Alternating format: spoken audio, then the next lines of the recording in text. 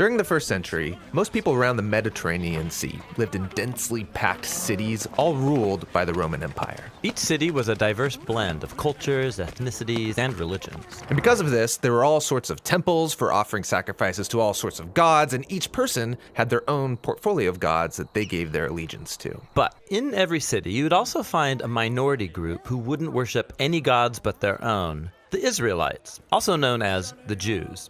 They claimed that their God was the one true creator and king of the world.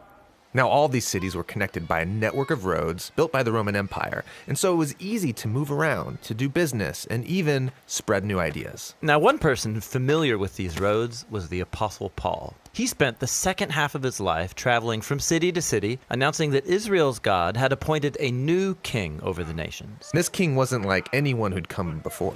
Right. Most kings rule with aggression or power, but this new king rules with self-sacrifice and love. His name is Jesus, and Paul is his herald, who's inviting all people to live under this king's rule. The stories of Paul's travels and how people received this message, that's what the third part of Acts is all about. For some time, Paul's home base had been in the city of Antioch. And from there, he and his co-workers went out on 3 road trips, traveling by land and by sea to strategic cities throughout the empire.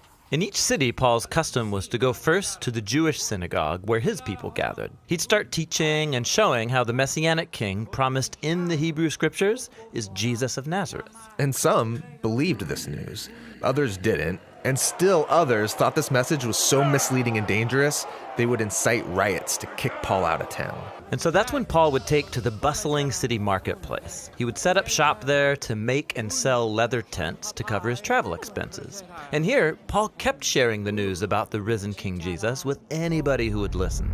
He was often misunderstood as just promoting a new god. One time he prayed for a sick person, they were healed, and everyone around thought he must be a Greek god that came down to visit them. But Paul insisted there's only one true God, and he was his servant. This message often stirred up opposition and more riots, and he got beaten, even thrown in jail. Why such a strong reaction? Well, the worship of the gods held together Roman culture. They believed the gods kept their cities safe, and the temple worship of the gods was a huge part of their economy. Paul wasn't just adding Jesus as a new god to the list, he was saying all other gods are powerless, even a sham. So he's undermining their way of life. Yes, and more than that. When Paul announced Jesus as a new king, he would call him Lord or Son of God, the very titles people used to refer to the Emperor of Rome. So Paul's message could easily be heard as a threat against the entire political order.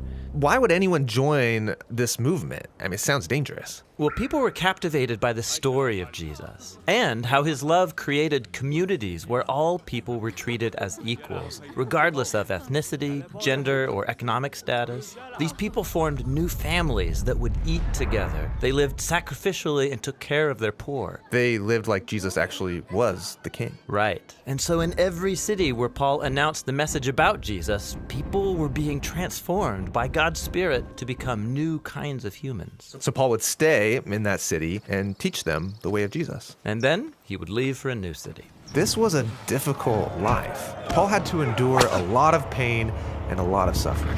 Yeah, and he did so because he believed that his own hardships were a reenactment of Jesus' suffering and death for others. He said it was God's own love that drove him to share the story of Jesus, no matter the cost. After his third road trip, Paul's reputation had grown. He had made many new friends, but had also made many new enemies that he would be wise to avoid. But Paul didn't avoid them. His next stop was Jerusalem, a city full of people who wanted him arrested, even dead.